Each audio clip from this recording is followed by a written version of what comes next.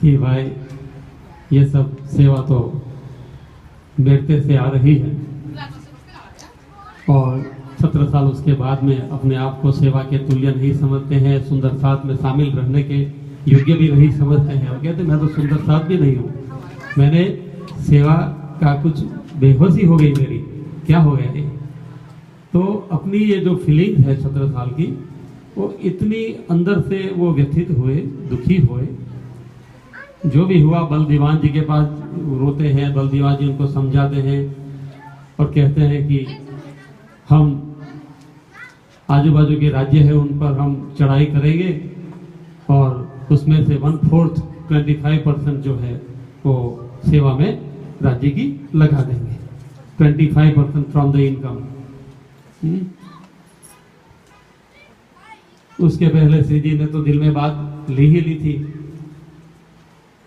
और उनको ये बोल दिया कि जित जित घोड़ा तुम्हारा जाएगा वहाँ तुम्हारी फतेह होगी और वहाँ तुम्हारा फिर के आओ और तुम्हें जो भी उपलब्धि तुम्हें चाहिए वो सब तुम्हारा काम हो जाएगा। धनी तो अपना काम कर देते हैं, लेकिन 17 साल के दिल में कुछ बात बनी रही होगी, ऐसी धारणा ये मेरते के अंदर बैठे हुए सुंदर साथ जो शायद कभी पन्ना जी में आए भी नहीं होंगे। अभी दिलीप जी आए थे राजाराम के 3 साल के समय के दरमियान, कभी पन्ना जी आए थे यदु जी? नहीं आए।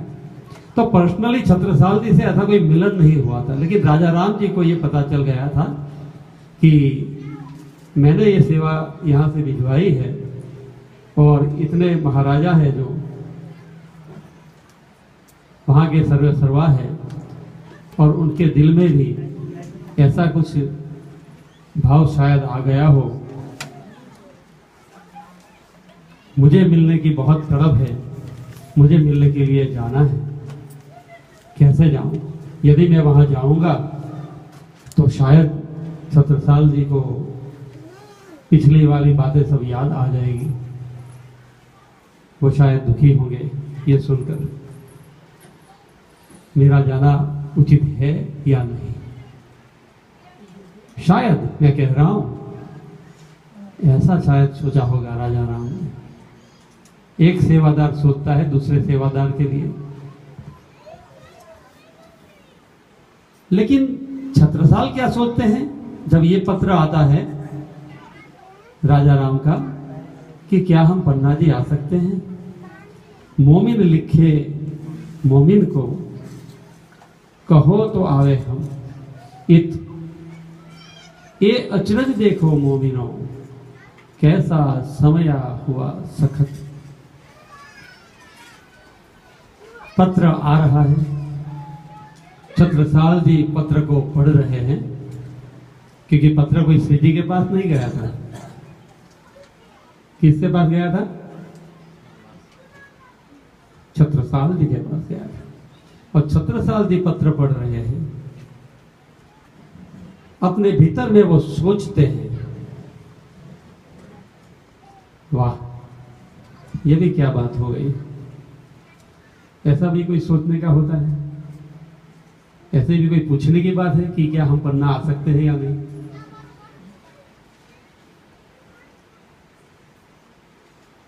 मैं कौन हूं? मैं तो कुछ भी नहीं हूं और मेरे पास से ऐसी परमिशन एक सेवादार से दूसरे सेवादार पूछ मांग रहे हैं। मेरा क्या अधिकार है? मेरा तो कुछ भी नहीं है। इतने विनम्र स्वभाव वाले छत्रसाल जी अंदर से व्यथित होते हैं और अपने दिल का दर्द जो है किससे कहें। हर रोज श्री जी के पास सेवा के लिए जाते थे और अपने दिल की बात, ये पत्र की बात श्री जी के सामने वो रखते हैं कि देखिए श्री जी, सुंदर साथ मुझे पूछ रहे हैं कि मैं आपके घर पे आऊं या ना आऊं। ये भी कोई बात हुई? कैसी वाहिदत है हमारी एक दिली परम धाम की। हम सब एक धनी की अंगना, हमारा सबका एक अधिकार। मैं थोड़ा ही आपके ऊपर अधिकार लेकर बैठा हूं, या पन्ना का मैं राजा थोड़ा ही हूं। मैं तो आपके चरणों की धूली हूं, और मुझे मेरी परमिशन मांगी। अवश्य कुछ मेरे अंदर गलती है। इसी बात को श्री जी के सामने जब करते हैं, छत्रसाल जी इतनी विनम्रता से सोचते हैं और अपने अंदर देखते हैं। ऐसा नहीं है कि वो राजा राम के लिए कुछ कम सोचते थे, लेकिन उनका स्टेटस एक था, एक राजा का, और इनका स्टेटस एक व्यापारी का था। दोनों का स्टेटस में बहुत ही अंतर था। तो छत्रसाल जी इतने एकदम ग्राउंड पे आ जाते हैं, चरण धूली समझकर अपने आप को, और श्री जी से जब ये बात करते हैं तो श्री जी भी इन दोनों का समाधान इस प्रकरण में करते हैं किरंतन के। और श्री जी भी वही बात करते हैं जो छत्रसाल के दिल में चल रही है। छत्रसाल के दिल की बात श्री जी अभी अपनी वाणी में कह रहे हैं, महामती जी कह रहे हैं, और छत्रसाल जी की दिल की बात कह रहे हैं। क्या कह रहे हैं कि ये अचरज देखो मोमिन, सुंदर साथ जी, हम सब एक परम धाम के हैं।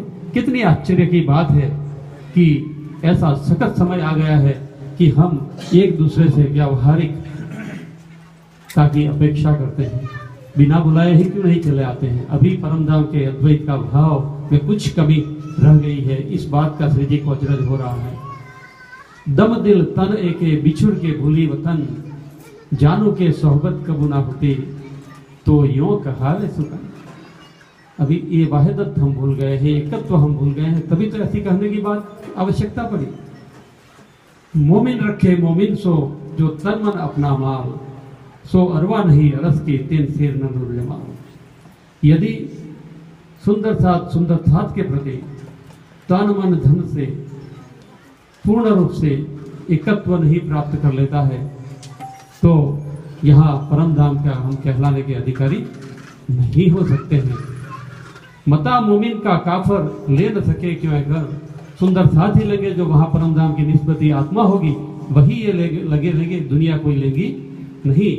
और इनका दिल इसीलिए अर्श कहा है, धनी का धाम कहा है, और दुनिया का दिल अजाद अबलिश का घर बताया गया है, मतलब शैतान का घर बताया गया है, माया का घर बताया गया है, द्वैत का घर बताया है। और हम तो है अद्वैत से आए हैं, परम धाम के हैं। और जब हम साथ में मिलेंगे परम धाम में, तब हम ये सब देखेंगे कि मोमिन इस दुनिया के अंदर आकर जो कर गए, वैसा कोई भी और नहीं कर सकेगा दुनिया में। और जब लग भूली वतन, तब लग नहीं दोष। फिर यहाँ श्री जी कहते हैं कि सुंदर साथ जी, जब तक तारतम ज्ञान से उस एकत्व भाव का, वाहिदत का ज्ञान सुंदर साथ के हृदय में नहीं आया है, तब तक तो ठीक है। लेकिन इतने बड़े सुंदर साथ राजा राम और छत्रसाल जी, और इन दिनों के बीच में अभी एकत्व के भाव नहीं बना है। बड़ी विडंबना की बात है। आज भी सुंदर साथ जी हमारे जीवन में भी हम सब सेवा के लिए कुछ न कुछ करते हैं, और कभी कभी सेवा करने में कंपटीशन भी आती है, और एक की सेवा दूसरा ले भी लेता है, यह भी बनता है। और जब करनी चाहिए तब नहीं भी होती है, और दूसरा सुंदर साथ सेवा कर लेता है, और फिर उस सुंदर साथ का यदि आपको मिलने का प्रसंग यदि बनता है, तो आपके दिल में कौन सी बात रहेगी? वही बात रहेगी ना कि हाँ, सेवा का अवसर आया था और मैं नहीं कर पाया था और तुमने कर दिया था, ये बात आएगी ना।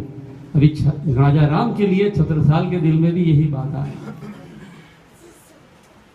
हक्के जगाए मोमिन अपनी जान निस्बत, राज्य ने तो निस्बत जानकर हमें जगाया है, हमारा दिल को अर्श किया है।